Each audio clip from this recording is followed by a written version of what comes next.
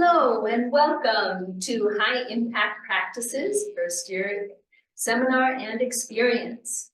I'm Dr. Artemis Prischel, and we have Jess Gagliardi and Maria Martinez who are our HIP team leaders. All right, let's begin. So, when is a high impact practice a HIP? So performance expectations are set appropriately high. Sufficient investment of time and effort happens over an extended period of time. Interactions with faculty and peers are about substantive matters. Experiences with diversity, where students are exposed to and must contend with people from diverse backgrounds in unfamiliar situations. Frequent, timely, and constructive feedback. Periodic structured opportunities to reflect and integrate learning. And opportunities to discover relevant learning through real-world applications and public demonstration of competence. So in terms of this approach, it's really from the American Association of Colleges and Universities. There are 8 high impact practices. Adams has selected 5, and first year seminar and first year experience are among those. So next, please. All right, so first year experience, they're theme-based courses that increase academic skills and interests, exploring issues that matter to students, considering big questions and challenging assumptions, engaging and sharing ideas with peers through collaboration, and building social and academic capital through speech and communication, and then creating meaningful experiences and developing interest in lifelong learning. And with that, I turn it over to Dr. Jess Gagliardi and Professor Maria Martinez.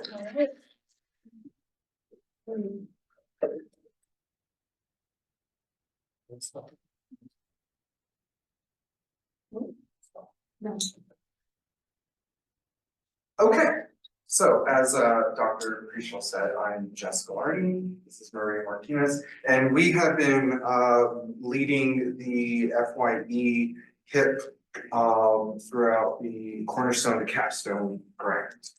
So let's get into it. Are you trying?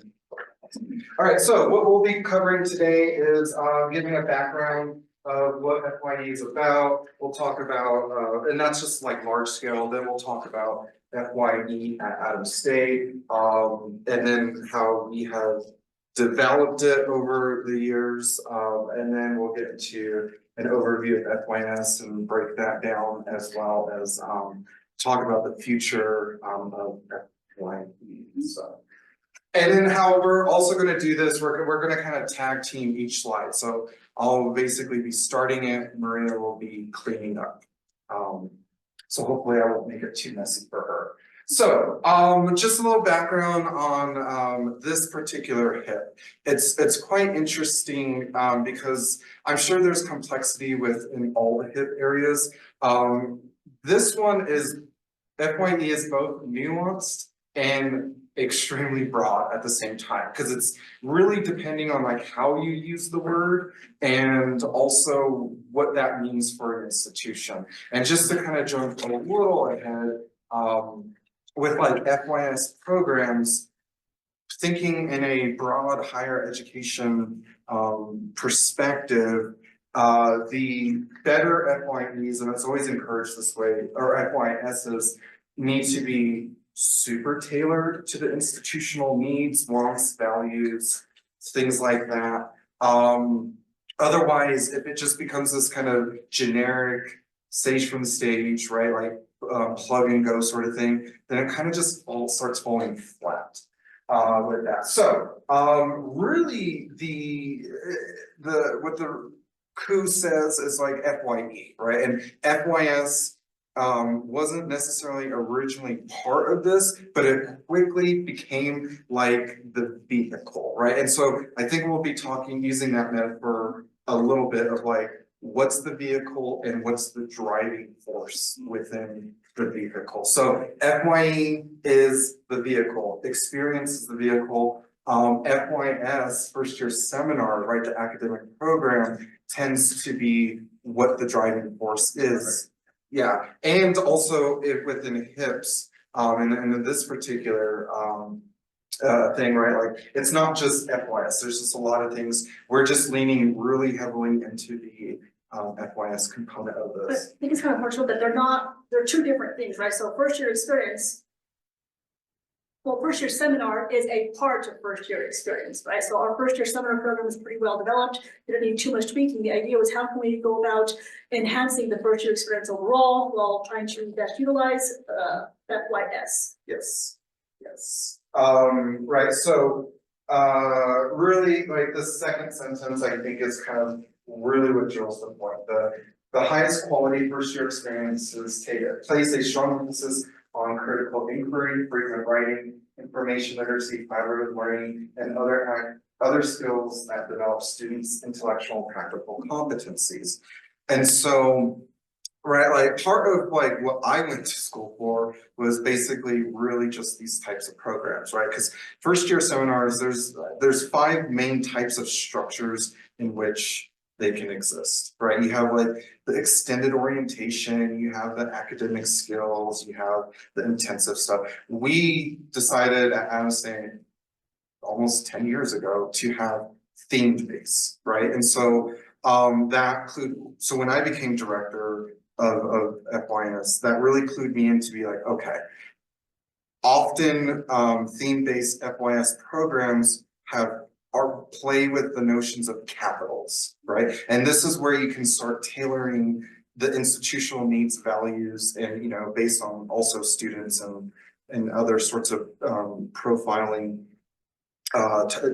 type markers, what those needs are, right? And so we chose collectively to focus on academic and social capital versus kind of the other traditional capitals. And then you'll see, right, as we move ahead, you'll see that we didn't just make up that curriculum, right? Like, we didn't sit around and just suddenly start talking things into existence, right? Especially in this, the redesign, right? I was very intentional of like giving all of the instructors a lot of resources and a lot of like, it could be this, right? And so there's like kind of a lot of choosing, picking, and then also collaborating with other groups and. It's like, here's what you have to do. How you do it is entirely up to your teaching style and how you want to conduct that class, what Yes. your themes and so forth and so on.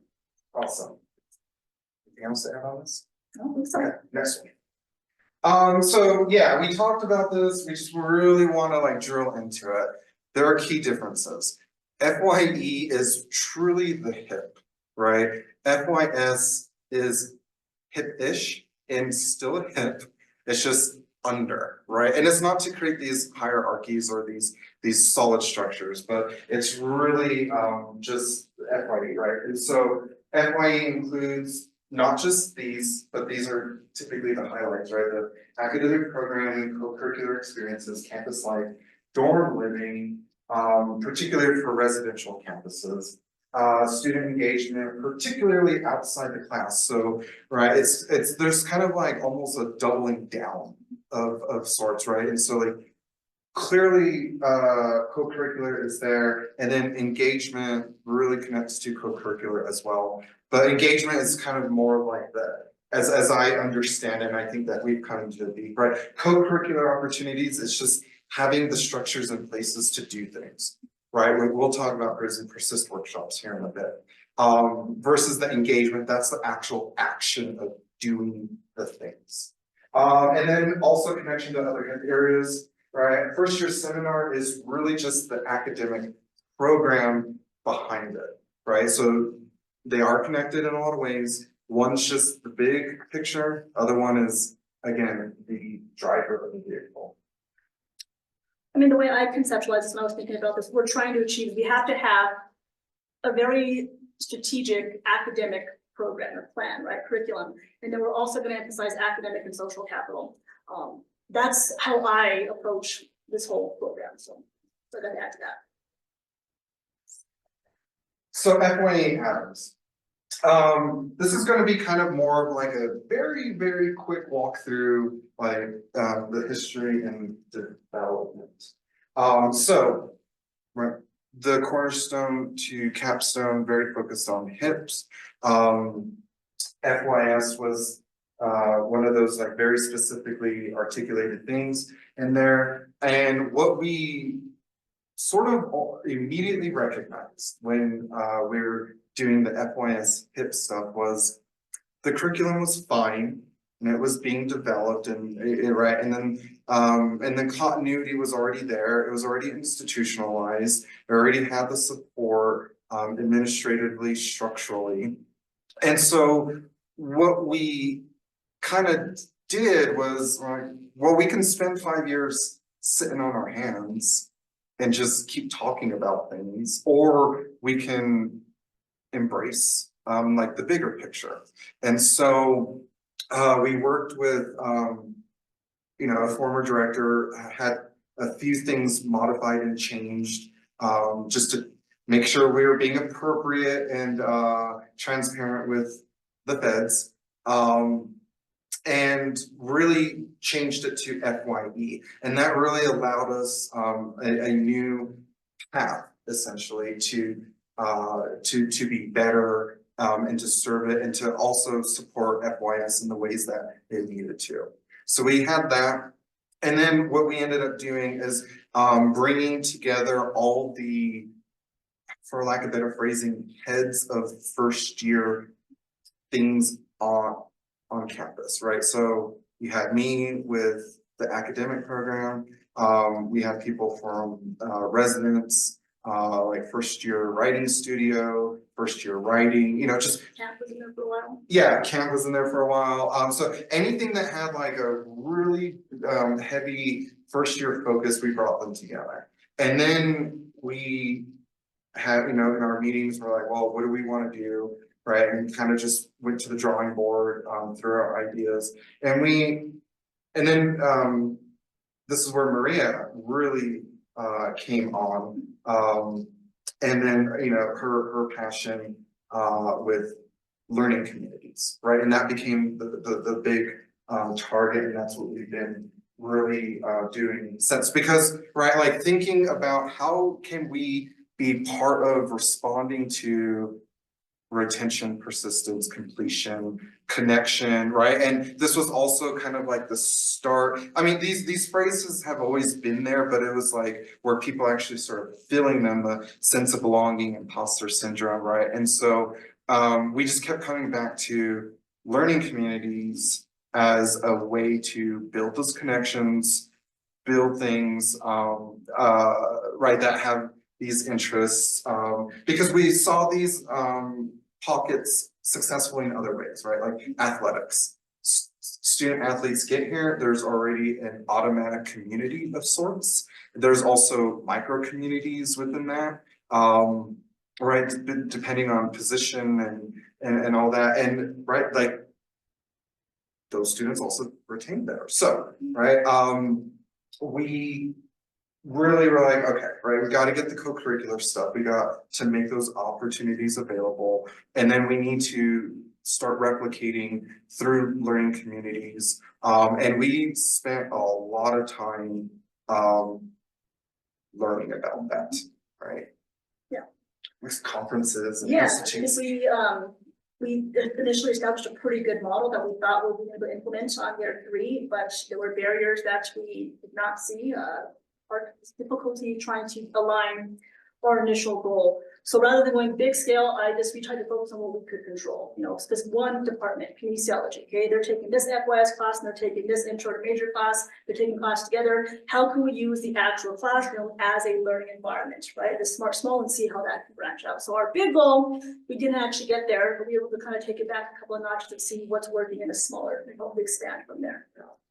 One thing, we went to a handful of conferences and we did like a week-long institute at, I have to say this correctly, the Evergreen State College, which is a cool campus, right? Like if you ever get to go to that campus, it's a beautiful campus. And so, right, this is kind of like, well, how do we balance this? Because early on through all the conferences in the institute, we were told like, you have to go slow. Like if you think you're going too slow, slow it down even more, because parts. so many moving parts, it's so collaborative. You have to have institutional buy-in in certain ways and certain levels, right? And because like, it's too easy to crash. We kind of experienced that in ways in which I don't think anything exactly crashed in over the years. It just, They didn't link up the way we wanted to. yeah, So I think the takeaway was try again. yeah. Yeah, and that was the other thing too, right? It's like, go slow, you have to move slow, and then never be defeated, just try again, right? Like, if you can't get in through the right door, go through the left door, right? Or go through a back door, or whatever the case is. But we really dove deeply into the learning, the professional development through the conferences and all of that. Slide. Okay, so, right, I kind of covered this is kind of just like a repeat, and so. And I think maybe the best way to describe, the learning community initiatives is just ebbs and flows, right? Like people buying in when they wanted to. We ran a few pilots in different ways, had some success, some things have kind of continued on, other things, right? It just, And what works for one department may not work for other departments, so you kind of gotta figure out through trial and error, what does the learning community look like in your particular school, in your program? And so when it kind of became clear that we're just simply gonna need more time, more resources and more buy-in and support. It's not like we went away from learning communities. We just then started focusing on the other priorities that we identified, primarily with the co-curricular, right? And so Grizzly Persist workshops were already launching, right? They're already going. There were people that were in charge of that, and that was fine. Then we became connected with that, particularly for the assessment of those types of programs. And whether it's observationally or what we saw in like those pre and post things, right? Like it was very clear that some of those workshops were extremely welcomed and wanted multiple times.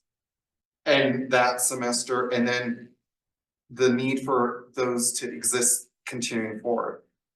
Conversely, there were also some events that did not get traction, right? And whether that was because it didn't seem like there was a strong connection. All of them connected into the student experience in some way, but sometimes it wasn't perceived, or maybe the target audience wasn't exactly there, right? But as far as like supporting, monitoring, and then just keeping track of like what's needed and how to support the Grizzly Persist workshop was there.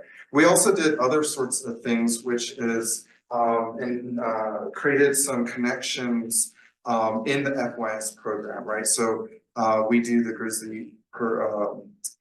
Grizzly Engagement Project that requires students currently to go to 3 events, 2 of them which need to be Grizzly Persist workshops, right? And a big, I guess, sort of under theme of that project is to get students to go to things, learn a skill or learn a piece of information or develop something, whatever the case may be, and then start getting in the habits. So there would be some level of, right, like moving into 2nd, 3rd, and 4th year that they're able to continue in these. And then we also opened it up to like other sorts of things. So like faculty lectures, lunchtime talks, kindred spirits, other sort of guest lectures and speakers as well, right? But it's really just to get students out and doing things, right? Creating their own experience. This also captures sort of what the that one book, College Unbound, that was written in 2013. People kind of laughed at it because the author was like, the way to survive in the future is stop selling like or change how you're selling the package of the institution, right? So sell a package, sell an experience, right? Like show them visually what dorm life looks like and not just floor plans, right? Show them students being happy going to events, right? Stuff like that. And so when that book came out in 2013, right? Like people kind of laughed it off saying like, that's not how you do that. Turns out so many institutions then, right, like started creating experiences, right? Like the Adams experience is sort of that, right? Like we have this package, so people know exactly what their dollars are getting, not maybe all the dollars, but like majority of dollars. Alright, and then, yeah, with those workshops, kind of, again, just jumping ahead, right, like, we're still gonna be involved in it, right? We want it to continue, we need it to continue, particularly for What we were FYS. talking about is how to make those workshops, their attendance quite a bit better, and we kind of discussed multiple times that trying to use these Cruise and Persist workshops as an extension of FYS. There's a lot we have to cover in FYS. For example, we have to do e-portfolios. We are developing e-portfolios in FYS. That takes some time. Students are having to learn how to make a website. It's the hardest part of building an e-portfolio is learning how to use Wix. So you can dedicate class time, but oftentimes that's not enough. So we decided to go ahead and have two Persist workshops on e-portfolio. Students who were struggling to get their e-portfolio requirements met in that class time given, then they're encouraged to go to these workshops where they can meet with experts and they can actually help them and tailor it the way it's supposed to. So it's trying to give them more opportunities to complete in-class assignments outside of the actual four walls of the classroom. And we can't always be there. Yeah, and as well as like other things, right, like, self-efficacy, imposter syndrome, we do talk about that in FYS, but it consumes a lot of time. It does. Slide. Okay, so, right now we're getting into FYS. FYS is essentially not just a one class thing, right? Like it's one program with 4 components, essentially. So, I think most people recognize as FYS 101, right? The theme base. Those themes are either school specific or program specific. There's also some general sections as well. So that's like the bulk of it. Then we also have, actually, if you want to move forward, the better explanations, actually one more. Yeah, right, and so, the support seminars, right, the academic skills, and then the student support seminars. Really the academic skills are for the students, that are incoming, that are conditionally admitted, or, may have kind of lower, points on, whether they're coming, whatever the case is, but, usually conditionally admitted. Right, they have a special seminar in which, they are placed in. The student support seminar is for the students that failed a 101. And then they are immediately put back into a special section of 101, which very much mirrors what the first year advising center does. They use the intensive advising framework. I learned about that, I liked it, the faculty seemed to like it, and so we took that model and made it an academic model, right? So there's that. If you go back to. And then there's the transfer seminars, right? Because we did for a long time, we get particularly like third year students having to be placed in 101. That was not fun. No one really got fun with that, right? Like they didn't always need that stuff. Yeah, right. And then if you just think about like what the conditions of transfer requires anyway, right? They've already demonstrated levels of success. So they didn't need the other things. So, and then also, at the same time that e-portfolio became that graduation requirement and all that, then it's like, we really need to be intentional, because, right, they can't do it on their own. They shouldn't do it on their own. There should be support. So we created 2 types of transfer seminars. So, okay, slide. In just thinking about 101, right, the big thing is going to be academic and social capital. Within the academic capital, we call that the FYS core curriculum. So, right, we talk about engagement, critical thinking, learning styles, wellness, holistic wellness, really, and then information literacy. It used to be information literacy and research. We dropped the research out of it because, right, that didn't make sense.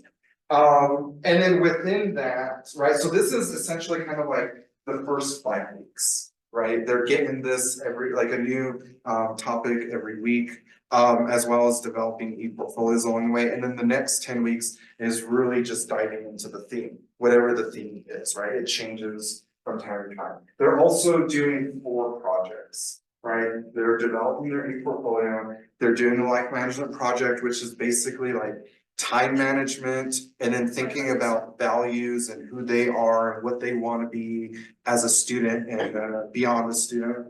The inquiry project very much about right, developing a research interest, a research topic, research questions, and then getting a very hands-on, right? We work with the library greatly with this, getting a very hands-on, like, these are the databases. This is how you can think about things, right? It's, for instance, it's kind of like university. How many ways can you say that? There's university, there's post-secondary, there's 4-year, right? And then all the different nuances. So thinking about how research works in that way. Well, And then really just trying to get you, my approach is just getting them to be able to identify credible sources, right? 'Cause it's not hard to find anything on the internet. It's not always accurate. So what are you looking for to make sure the information you're actually reading is relevant, it's accurate, it's credible? And then the Grizzly Engagement Project, which is very much both a reflection of and a planning ahead.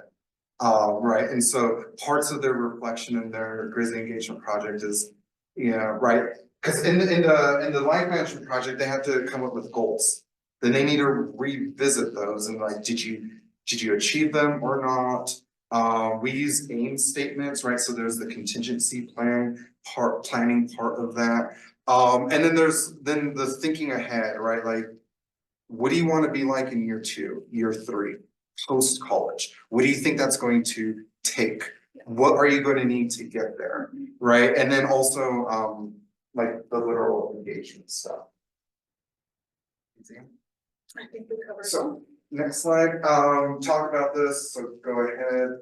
And then the transfer seminars, right? Again, just considering that not all students start with us. Some students start elsewhere, but then come to us. So created these transfer seminars to give the students not only the needed attention and support for e-portfolio development, but then also to become part of the institution, right? To really live like the life as a Grizzly, essentially, and then to at times get caught up with other things that they normally would have missed in 101, such as, right, like the SAP and financial aid stuff, right? Like knowing about Title IX and Clery and campus safety and all those talking heads, we still rotate them. So 000 is 0 credit hours, 0 tuition. There's a lot of zeros to 000, and it's also online, right? And it's just all about making a e-portfolio and learning about campus resources. And this is for students that are bringing in 60 or more hours, right? Whereas 201, FYS 201 is a 1 credit hour class, 1 time a week for a semester. Right, I bring in people, talking heads, to get them connected with campus, as well as we do e-portfolios. And then also to kind of put the cap on this, our big piece of evidence for e-portfolio is the Grizzly Engagement Project. So, right, as all students are leaving FYS successfully, you'll see a Grizzly Engagement Project in their e-portfolios on that page 4 that demonstrates their engagement. Slide. So the future, right? Like I said, we want to be connected still. We'll be involved as long as we're welcome. Right, and particularly in the assessment, right? Probably assessment and quality control with that. And then just, keeping it aligned with FYS and other sorts of first year programming on campus. And we're not done with learning communities, right? And realize, we made a really strong connection with like one of the or the person who actually defined what a learning community is And then is like the exemplar for it all, right? Like, it took him like 10, 12 years to just get a successful college learning community, right? Before it went institutional. And in most cases, and what we know in the research and what we've been told, it often takes that long. So I want to say that I am doing a version of learning communities within our community knowledge department. You know, I have 24 students in my FYS class, and I have 24 students in one section of my intern and major course. And these two classes definitely work hand in hand. So in FYS, we're talking about social and academic capital, right? We're talking about that to a certain degree in the intern and major course, but really focusing on career exploration in that course. And the projects they're doing with these focus courses, they're collaborative, they can use them, they can repurpose them, they're using ePortfolio in both of them, and the connections I've noticed that have been built in our classroom is quite inspiring, it's awesome. Students actually sit together, they talk together, they're changing number, they like coming to class, they're talking to their peers, and I think that's probably one of the most important things for retention. Students actually feel like they belong, like they've made friends, there's a support system there, they feel like they belong in this classroom at this time, and attendance is really, really well. So that's something we'll continue to develop. But again, I think it's going to be a different approach for every school. That's just how we chose to do it. So. All right. All right, well, thank you, Jess and Maria. All right, and thanks so much for coming, and hopefully we'll see you at the next workshop.